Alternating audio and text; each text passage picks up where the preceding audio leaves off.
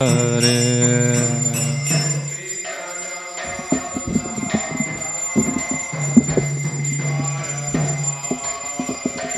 Jaya Yashodanandana Vrajachana Ranjana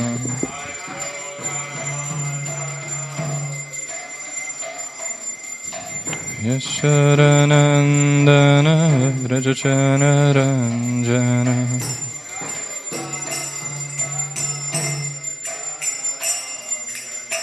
Yamuna Tira Vanacharya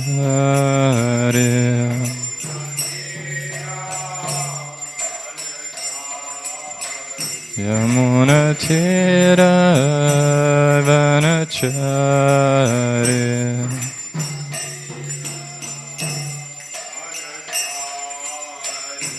Jaya Radha Madhava Kunja Bihari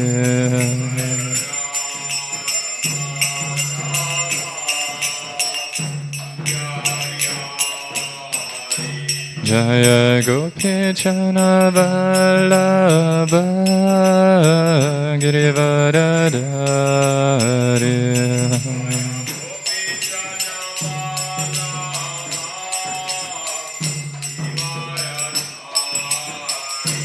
Jaya Yashodanandana Vrajachana Ranjana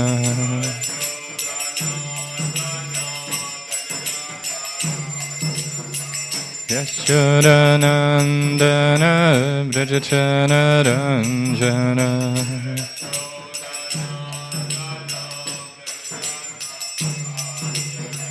Yamuna Tira Vanacharya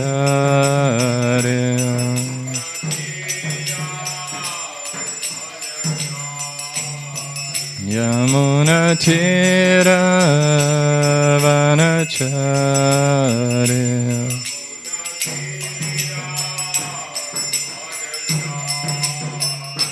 Jaya Radha Madhava Kunja Bihari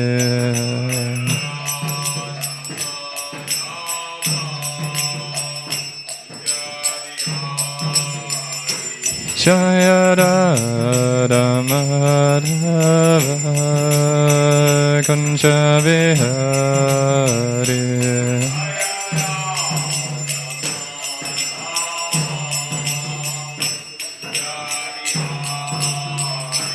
Hare Krishna, Krishna Krishna, Hare Hare, Hare Rama, Rama Rama, Hare Hare.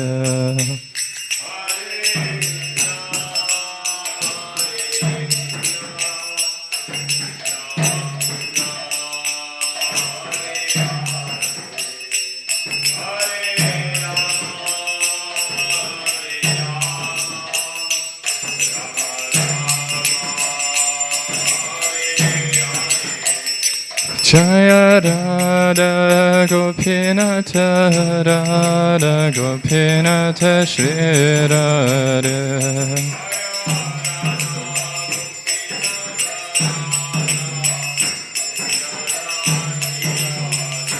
Jaya Prabhupada Jaya Prabhupada Jaya Prabhupada Srila Prabhupada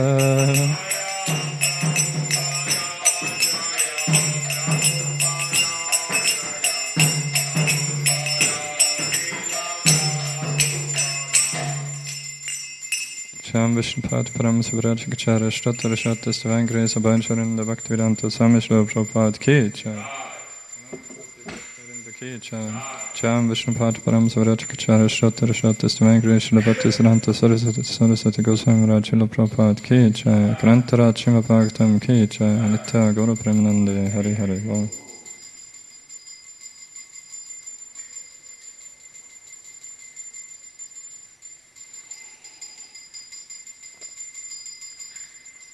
Om Namo Bhagavate Vasudevaya.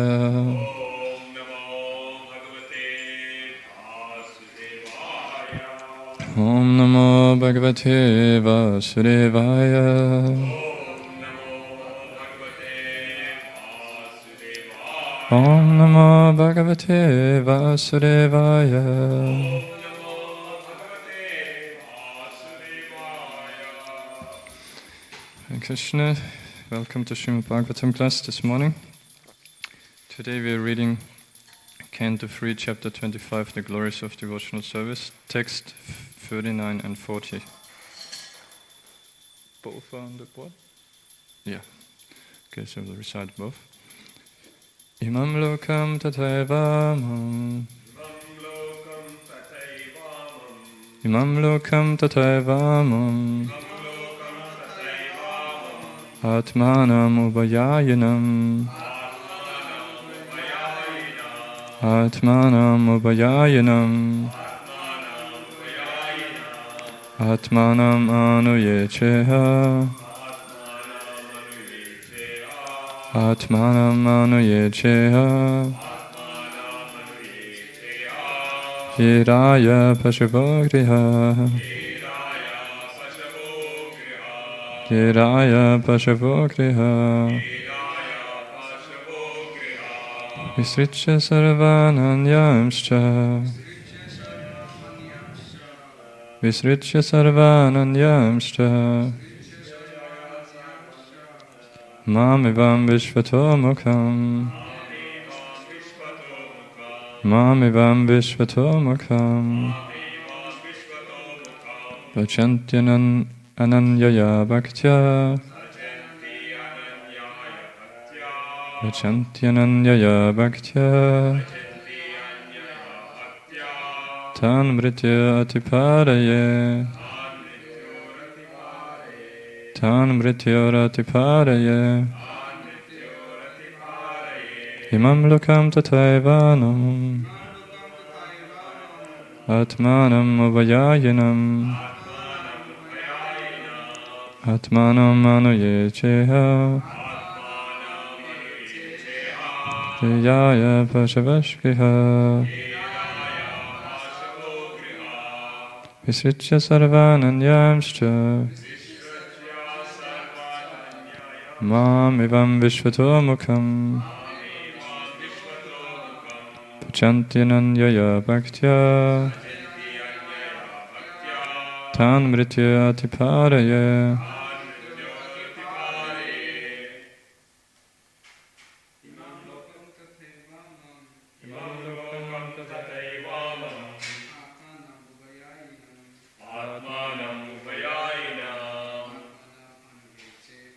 Atmanam anuyecheha.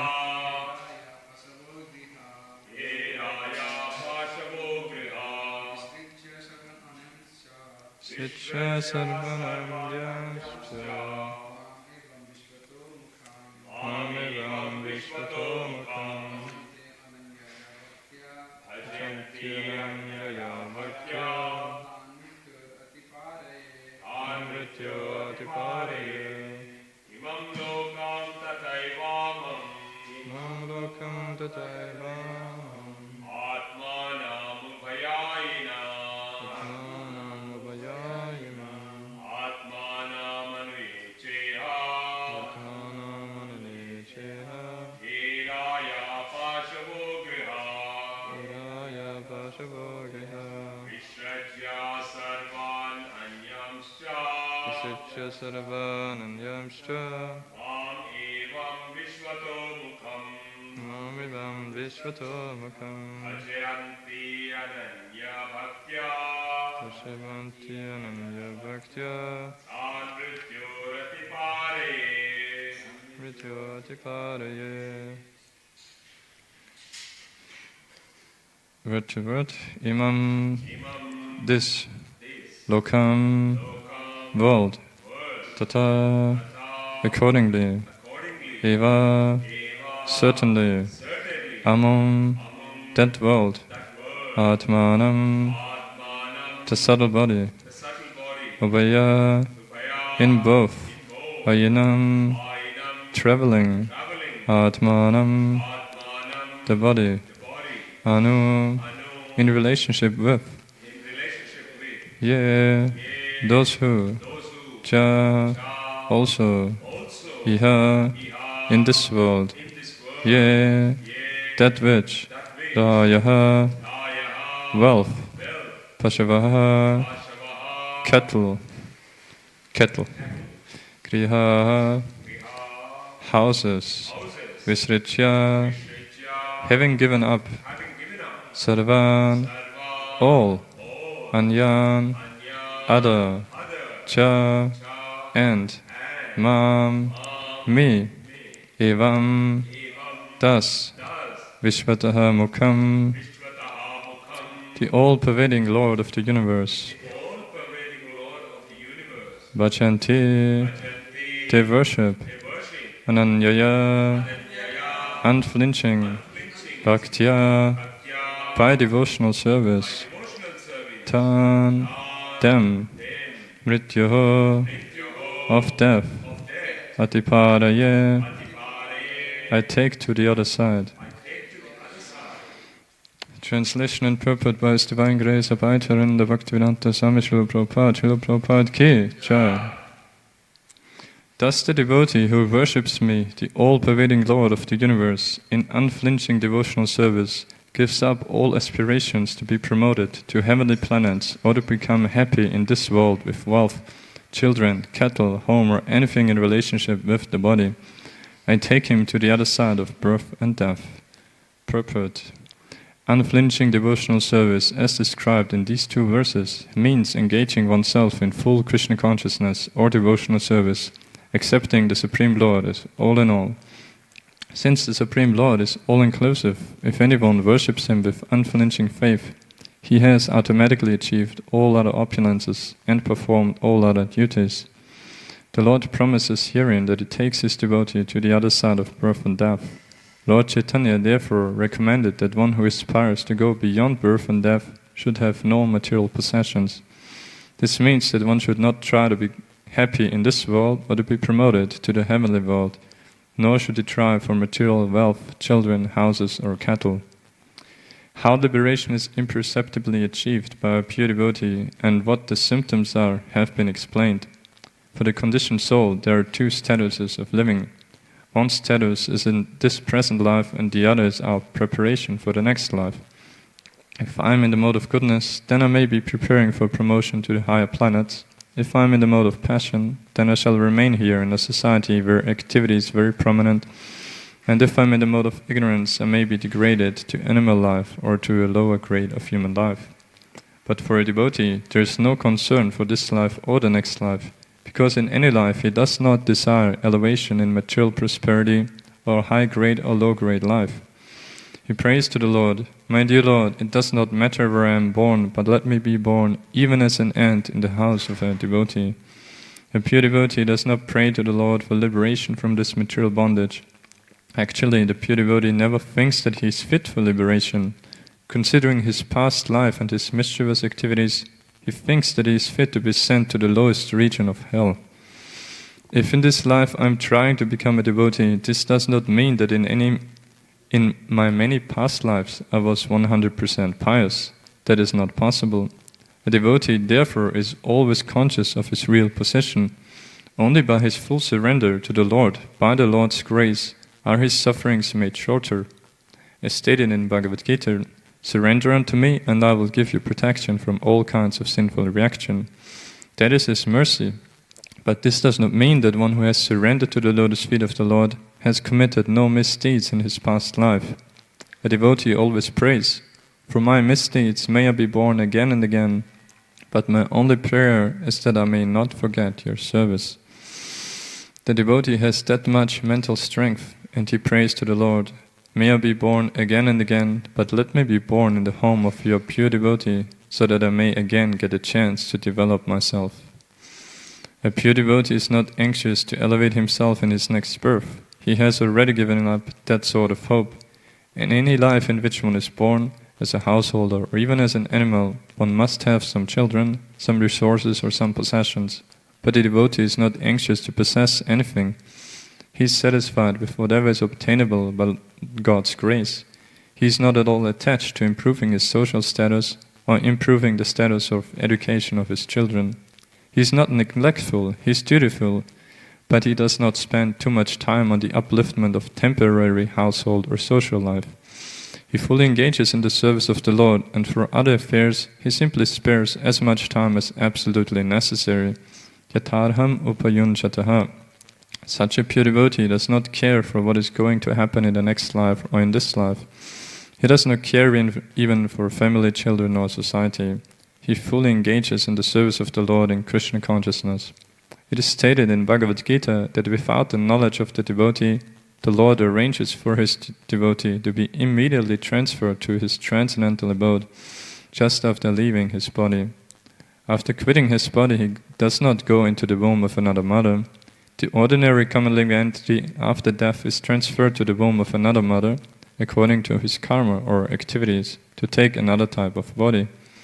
But as far as the devotee is concerned, he is at once transferred to the spiritual world in the association of the Lord. That is the Lord's special mercy. How it is possible is explained in the following verses. Because he is all-powerful, the Lord can do anything and everything. He can excuse all sinful reactions.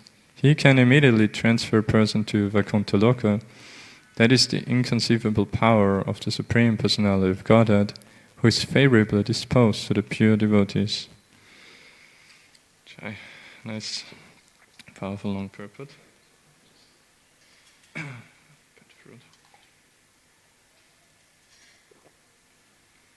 Om Gyanatimirandasya Granchana Shalakya Chakshurunmiritam Yena Tasmai Shri Gurave Namaha Shri Chaitanya Manopishtam Stapitam Yena Bhutare Svayam Rupakadamayam Darati Svaparantikam Vandeham Shri Guru Shri Uttabhagaram Shri Gurun Vaishnavamshta Shri Rupam Sagrachatam Sahakanara Gunatan Vitam Tam Sachivam Sadvaitam Savadutam Parichana Saitam Krishna Chaitanya Devam Shri Radha Krishna Paran Sahakanadalita Shri Vishakan Vitamshta He Krishna Karuna Sindhu Dina Bandhu Jagatpate Gopesha Gopika Kanta Radha Kanta Namastate Tapta Kanchana Gorange Radhe Vrindavaneshwari Vrishabhana Satereve Pranamame Hare Priya Vancha kalpatarubhyascha kripa sindhyabhavacha patitanam pavanebhya vaishnavebhyo namo namaha Jai Shri Krishna Chaitanya Prabhu Nityananda Shri Advaita Gadadhara Shivasari Gaura Bhaktarinda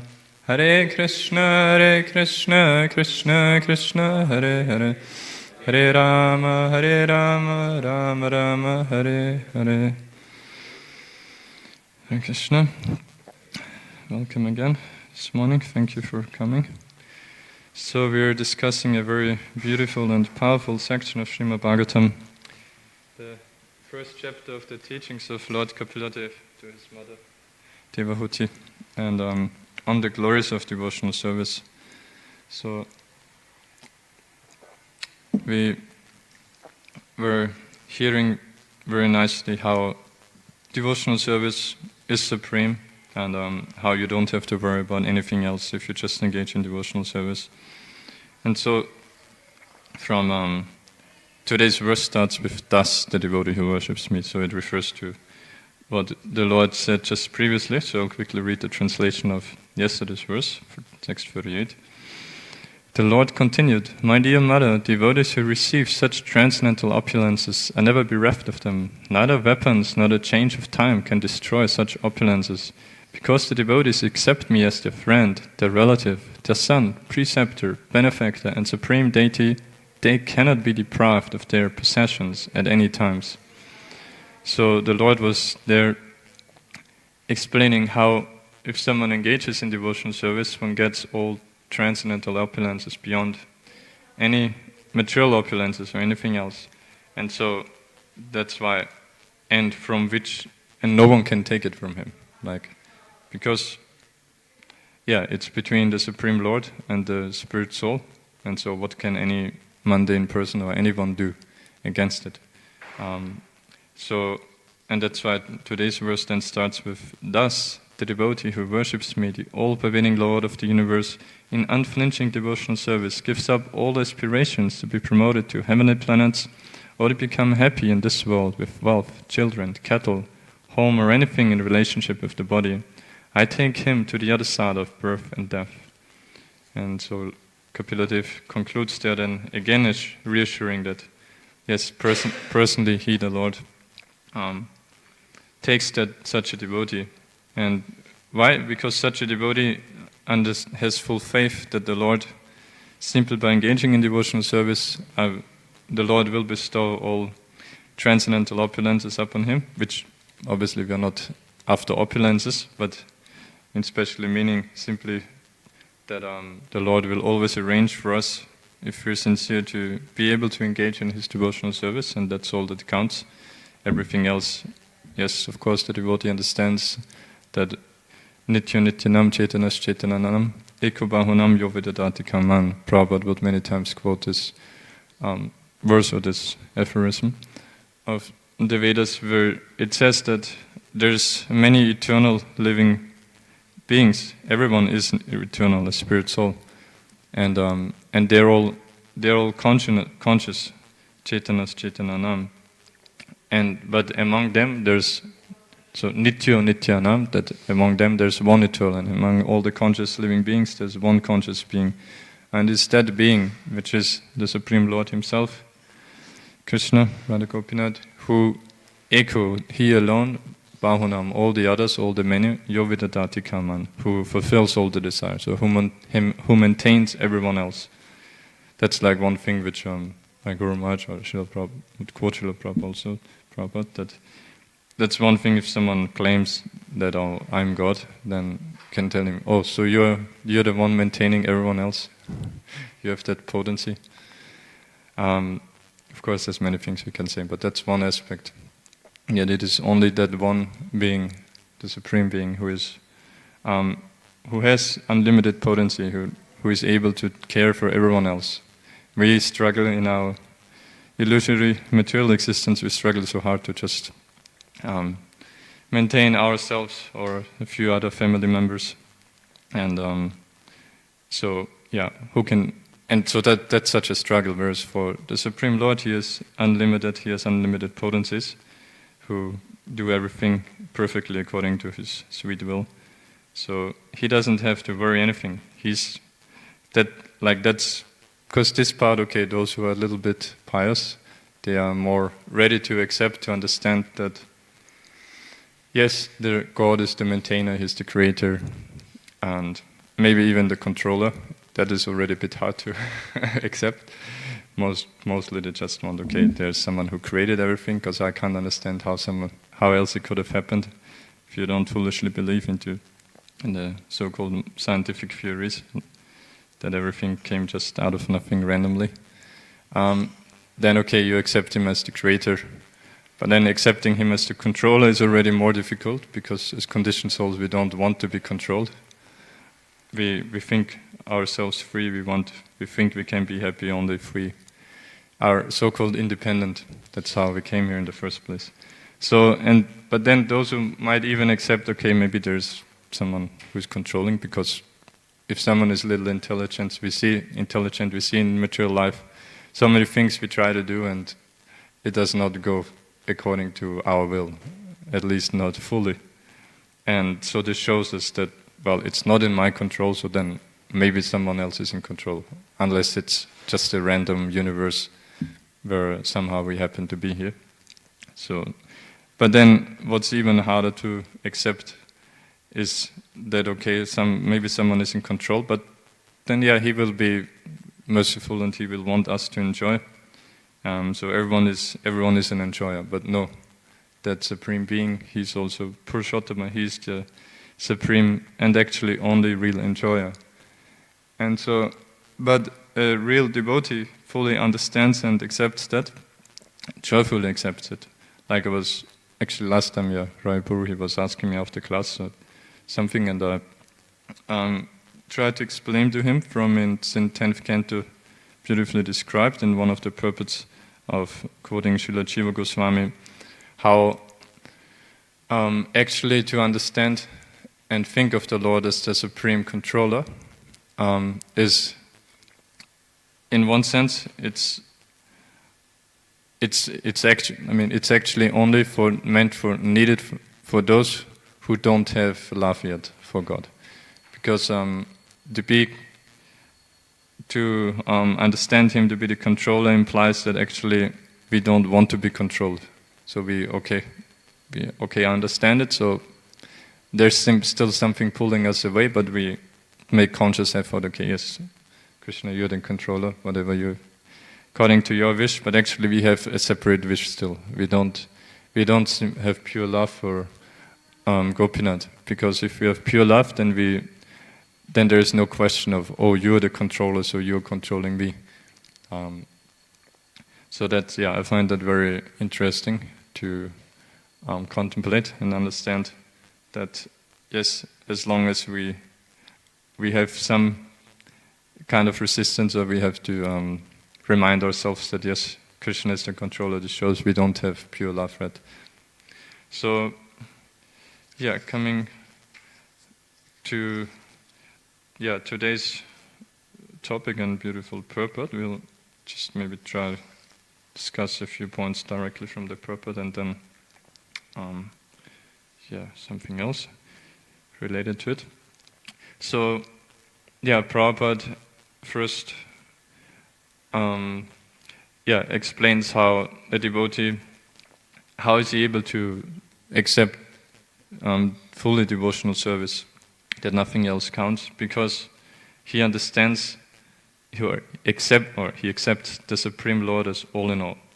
So, Prabhupada many times would quote in those famous verses of Bhagavad Gita, that is it that one, Mahatmas Tumam Bhakta? Yeah, that also, but more specifically, right? Aham sarvasya prabhu mata sarvam pravattate iti matva pachantimam puta pavasamanvita.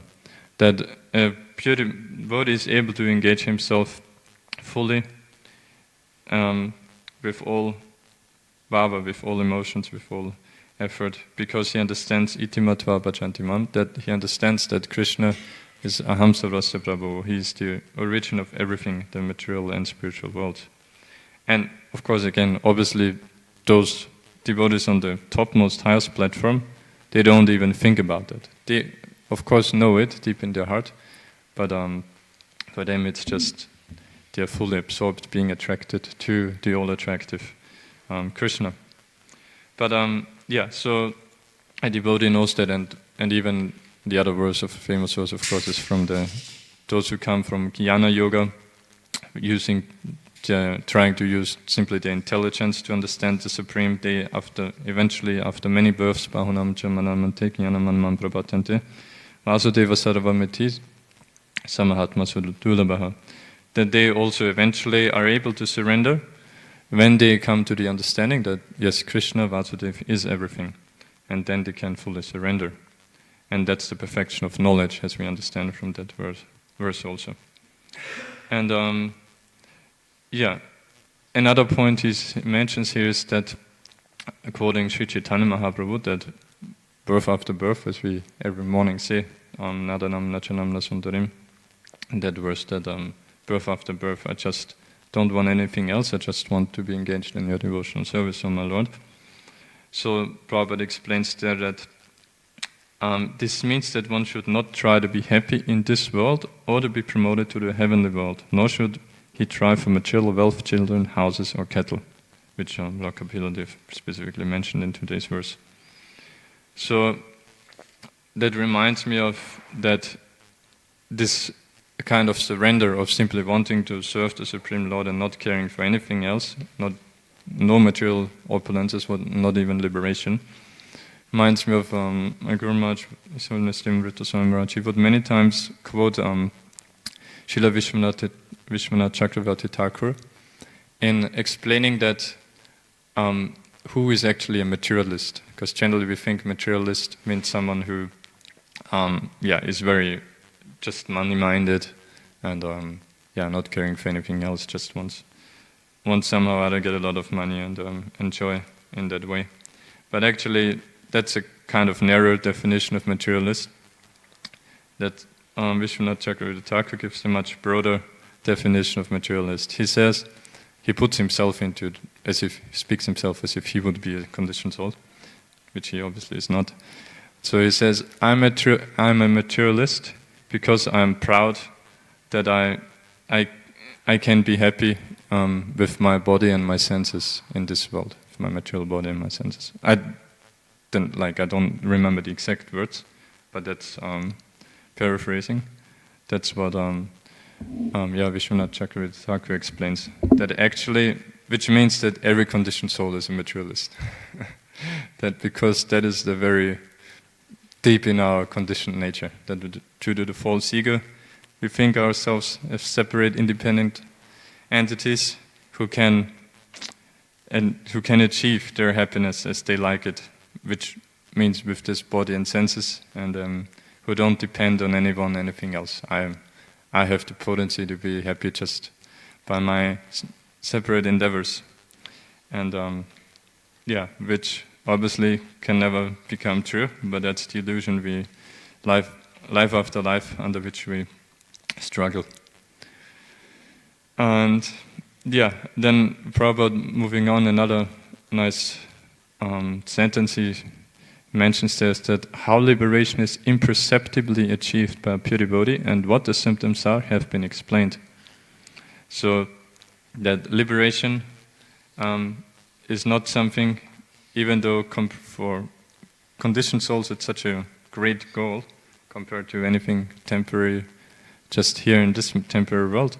But for a devotee, he does not have to think about it. He does not want to think about it even, and it's simply imperceptibly as a byproduct achieved by engaging in devotional service. As Bilvamangal Thakur, I think he would have been quoted perhaps in the previous verses, how he says that Mukti, she is personified. She is actually standing ready at my doorstep, ready to serve me humbly. Which means it's simply liberation. Yes, it helps, obviously, for devotees also, which means if we are not affected anymore by anything material, by the three modes of nature, then that we can just better focus simply on devotional service.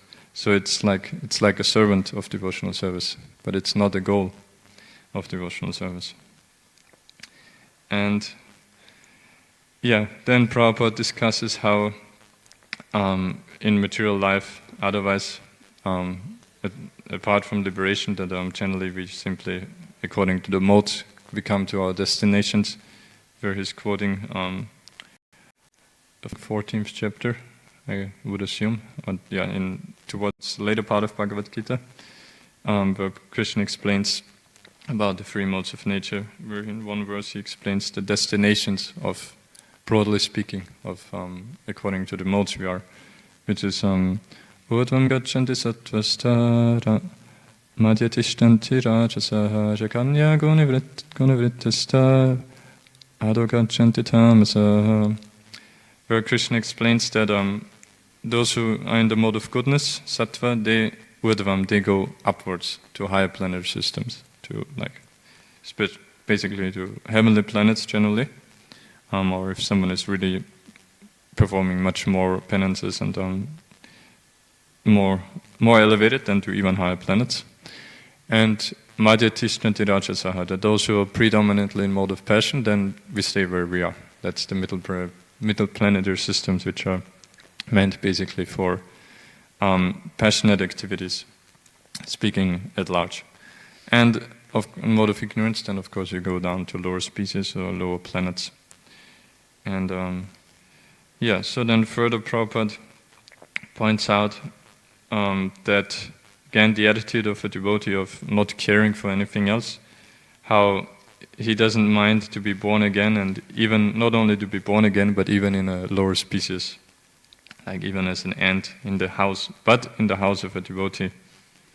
I think, I don't know the Bengali, but Bhaktivinoda Thakur, right, he's famous in one song. He says that something like Vaishnava Thakur Tomara Kukur, that Vaishnava Thakur, I just want to be your dog.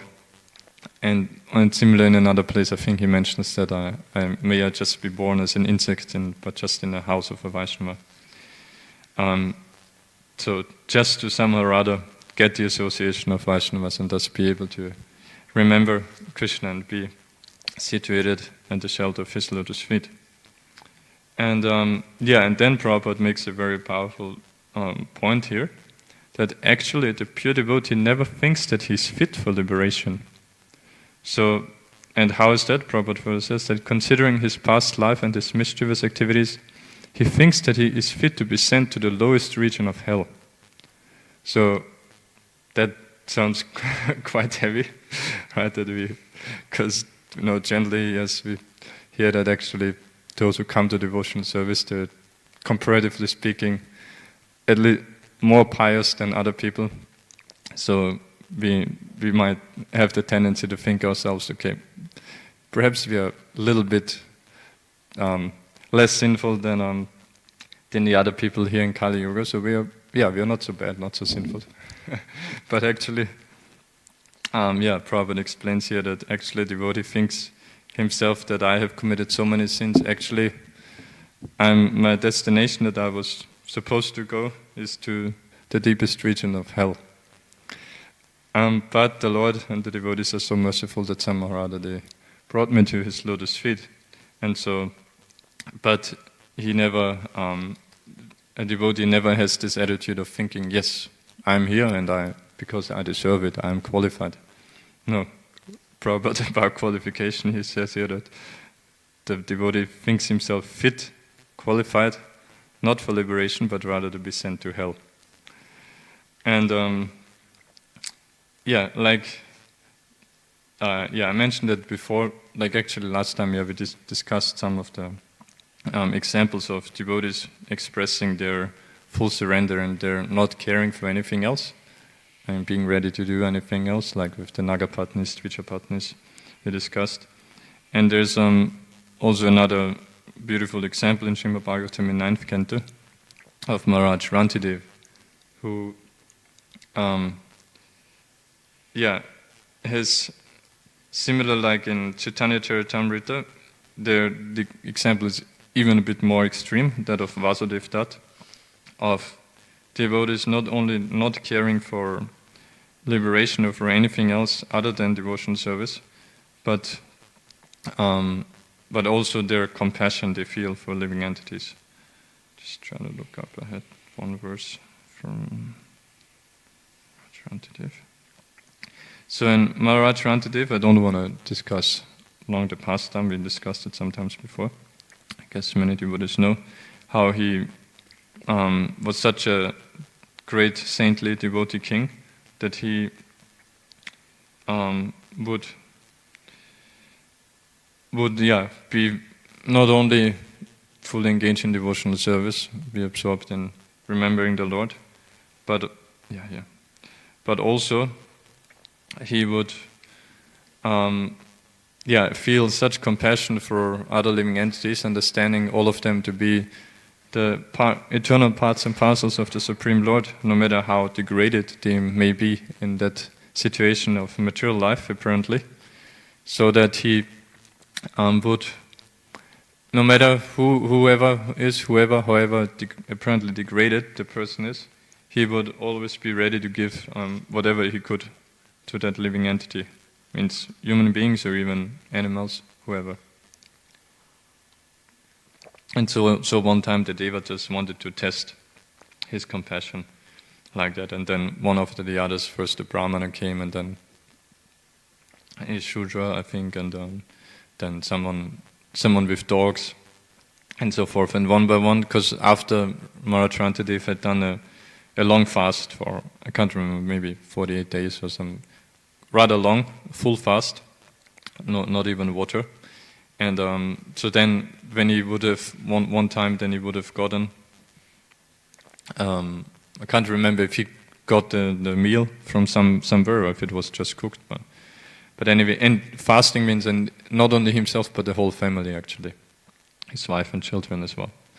And so then when he was supposed to break the fast, then the devatas tested him, and disguised themselves in the form of Brahmana, Shudra, someone with dogs and so forth. And one by one, he always gave some portion to them, until eventually one dog eater came, a Chandala, who again begged, and at that time then Maharaj Rantadev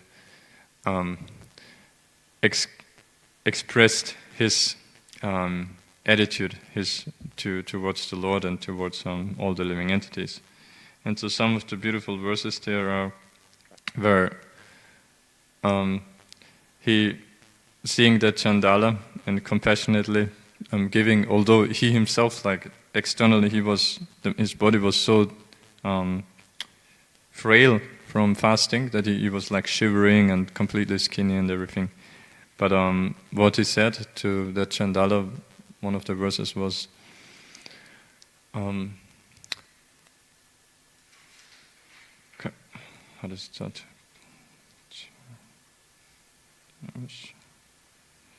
Oh yeah. Kshutritshamokatra paripramascha tanyam klamashoka vishadamoha sarve nivrita kripanasya chanto chichi visharchiva chalaparanme. Where Maharaj Rantadev explains how the vision is of a pure devotee fully transcendentally situated, that even though externally he was suffering materially, that he says, Kshut, hunger, trit, first, Shrama, fatigue, Gatra, paripramash, means trembling of his body, all of these symptoms, and more than that, then second line, Danyam, poverty, Klama means distress, Shoka, lamentation, Vishada, moroseness, and Vishada, moha, and all illusion. All of that gets vanquished, goes away went away by his simply offering whatever little water he had left to that Chandala, who was like thirsty and who was in need, this poor living entity. So, which obviously externally doesn't make sense, that if already you're suffering so much materially, then you would have had tiny bit water, and even rather than quenching your thirst, you give that away to someone else. But that shows you, yes, by being fully transcendentally situated, and especially in this compassionate mood, and understanding everyone to be part and parcel of Krishna, that by acting on that platform, then then you're beyond any of these material moderations. And so, in other words, similarly he expresses how, in relation to this, that the devotee doesn't even want liberation or anything; he just wants devotional service. He says there beautifully that I'll just read the translation. I'm getting late. I do not pray to the Supreme Personality of Godhead for the 8 perfections of mystic yoga, nor for salvation from repeated birth and death. I want only to stay among all the living entities and suffer all distresses on their behalf, so that they may be freed from suffering. So, and that is what mentioned, that similarly Vasudev Datta, we see that in Chaitanya Charitamrita, who also wants simply to see all the living entities to be liberated, and is ready to perpetually suffer on all the sinful reactions on their behalf. So, coming back to the purport, where Prabhupada further explains that obviously Krishna from his side, on the other hand, he promises that he will relieve the devotees from all sinful reactions, Sarvadharma Parityaja, so we know, wonderful, fully surrenders to him. But the devotee from his side never thinks himself, I am a completely surrendered pure devotee, so I don't have any sinful reactions to suffer. And he's satisfied with whatever he gets by the Lord's grace. And Prabhupada, in the last Prabhupada, he discusses mostly that point, how a devotee does not possess anything, in the sense that he understands that the Supreme Lord is the real possessor, and that nothing is for his separate personal enjoyment, but everything is simply meant to aid in his performing devotional service to the Supreme Lord. And so I just wanted to wind up briefly with short pastimes of, because we had Guru Purnima 2 days ago, I think, or recently. Tuesday, today is Thursday. And Prabhu, Venuvadak Prabhu was mentioning that this Guru Purnima, because I read it just yesterday it's where I'm at currently in Bhagavatam, 10th canto, that Guru Purnima is also the same day like Holika Purnima, which is, so Guru Purnima obviously is Gaura Lila, Sri Krishna Chaitanya Mahaprabhu, and only by his mercy do we have a chance to understand somewhat Krishna Lila, understand Krishna also. And so in Krishna Lila on that day, Holika Purnima, that pastime comes. Chapter 34 is after the Rasa Yatra, after the chapters of describing the Ras Lila, Krishna's famous, most intimate pastimes with the gopis. And so after that, then first it actually briefly Shukadeva Goswami explains on pastime of how at one time that was on Shiva Goswami explains that was at Shiva Ratri actually, where Nandamaraj led all the other cowherd boys and the whole community to go on a yatra to go to Ambika, which is named after the Lord Shiva's consort, and the name of Mother Parvati is Ambika. And so they all went there to worship Lord Shiva and Mother Parvati. And so they did that, and doing that it was a little far, so they stayed overnight there. And as they were taking rest on the bank of the river Saraswati, one snake crawled up to Nandamaraj sleeping there and began to swallow him. And so Nandamaraj cried out to Krishna, and all the other cowherd boys also immediately awoke, hearing Nandamaraj's cries, and so they started to actually take torches, it's called. They lit torches and started to beat the snake with those torches, and it's explained there that this serpent was, even though being burned by those torches, he didn't stop until Krishna came. So even his body was being burned, but he was eager to know. I know, because we'll explain briefly later why. So as soon as then Krishna came and touched him with his lotus feet, then he was liberated from this person, from the serpent body, and appeared as the body he actually was there as a beautiful Vidyadhara.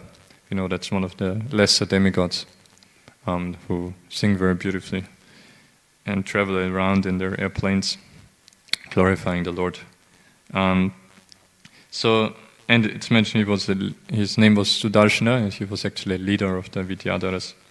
And so Krishna he knew of course everything, but to kind of let it was like obviously amazing for the other residents of Vrindavan, the cowherd men there, to see this pastime. So Krishna urged that, or asked that Vidyadhara to tell about how come you came into his serpent body, and so what happened. So then he explained that he was cursed when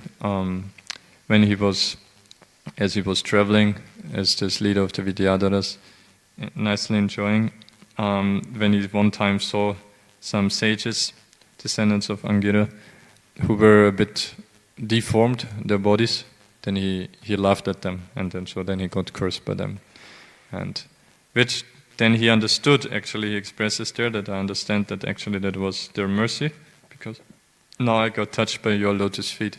And even if someone chants your holy name, not only he himself, anyone who hears that person chanting becomes purified. So what to speak of someone being so fortunate to directly being touched by your lotus feet. So he understood that, but interestingly there we see that it doesn't seem as if he was a pure devotee yet at that time, because he actually, even though offering those nice prayers. He just requested Krishna that, kindly give me permission that I may go back to the heavenly planets. And he didn't ask for pure devotional service. He just glorified Krishna and then, kindly, now finally I'm freed from the snake body, so let me enjoy again. So that shows, even though you may be directly touched by Krishna's lotus feet and understand that is most fortunate, very fortunate, but to really realize fully the glories of devotional service as we see it described here by Lord Kapiladev, that takes special mercy of the Lord. And so then after that pastime, Chukade Goswami explains about what one time on Holika Purnima what happened was that Krishna and Balaram were enjoying with, actually, because we know Krishna and Balaram, they both have their gopis, but which separate, because obviously the rasa, otherwise it doesn't go together so well, because Balaram is in the role of elder brother of Krishna, and so generally they are separate. At times when they enjoy with the gopis, they are separate in different parts of the forest. But so one time, at that time, it's mentioned that actually the two groups joined, and like all the gopis, they were beautifully singing the glories of Krishna and Balaram, and so they joined together, singing all together. And then at that time, another nice detail there is mentioned is that Krishna and Balaram, they themselves also sang, and they sang all the complete range of musical sounds that exist simultaneously. So that's the Supreme Lord. So an exhibition of his opulence. And it was so